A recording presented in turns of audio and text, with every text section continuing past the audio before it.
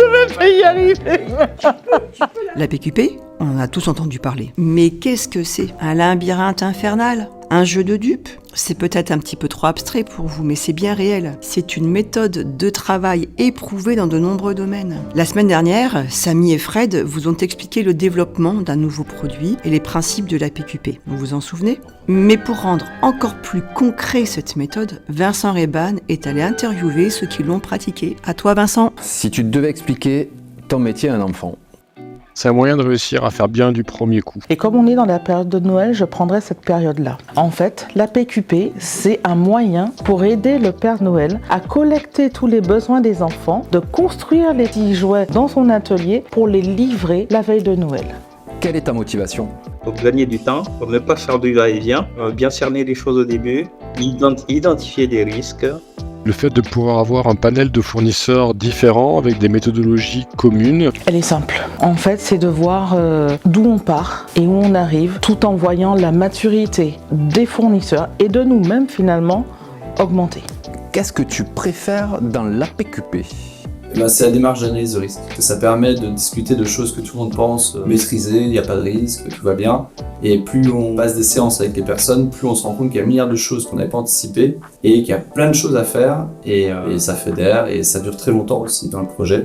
Vous avez des retours d'expérience un petit peu sur ce qui se passe avec la PQP? C'est ne croyez jamais les délais fournis par vos fournisseurs. Par exemple, on n'avait pas voulu faire la qualification d'un packaging et en fait on s'est rendu compte que c'était pas du tout standard, que le couvercle se mettait pas, il nous a dit oui les premières pièces, le client c'était la folie pour lui parce que c'était vraiment pas acceptable. Mais bêtement on pensait que tout était bon, on s'est dit non, c'est pas besoin de vérifier.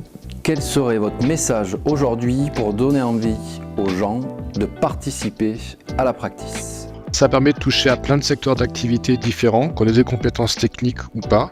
Grâce à cette méthode, on peut aller voir aussi bien quelqu'un qui va faire des pièces forgées pour l'aérostructure d'un avion que des petits connecteurs en backshell et monter soi-même en compétences techniques tout en amenant une approche méthodologique à différents fournisseurs. Super méthode pour fédérer les gens. Voilà, travailler que la qualité de toute sa légitimité sur un projet. As-tu une devise?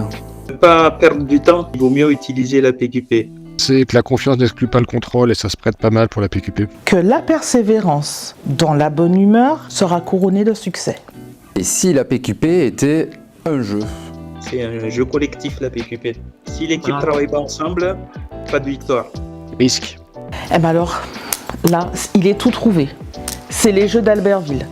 D'Interville. Des fois, on a la petite vachette qui nous court après et on doit y arriver. On va sauter, mais on y arrive. Voilà, tout simplement. Un soft skills. Le bon sens paysan. Pour moi, c'est la persévérance. C'est la pugnacité. Parce que quand on fait de la PQP, quels que soient les outils qu'on utilise, il faut rien lâcher. Il y a sa petite sœur qui vient à côté, qui s'appelle la communication. Si on n'arrive pas à communiquer, la pugnacité ne servira à rien. Une série télé ou un film?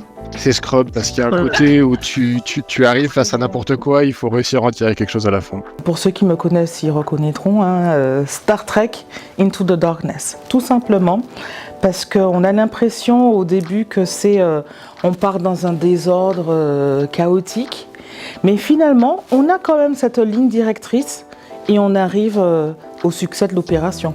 Aurais-tu un souhait pour la nouvelle année et surtout pour la PQP? Réussir à faire en sorte que nos clients soient aussi faciles à embarquer que nos fournisseurs. Ça serait qu'il y ait des outils développés pour la PQP, pour certaines phases de la PQP, qui nous soulagent dans la lourdeur des fois de la PQP. C'est Noël, on fait sa liste, et moi en fait ma liste ce serait simplement une compréhension de la méthodologie pour tous, un déploiement total et universel et une adhérence complète.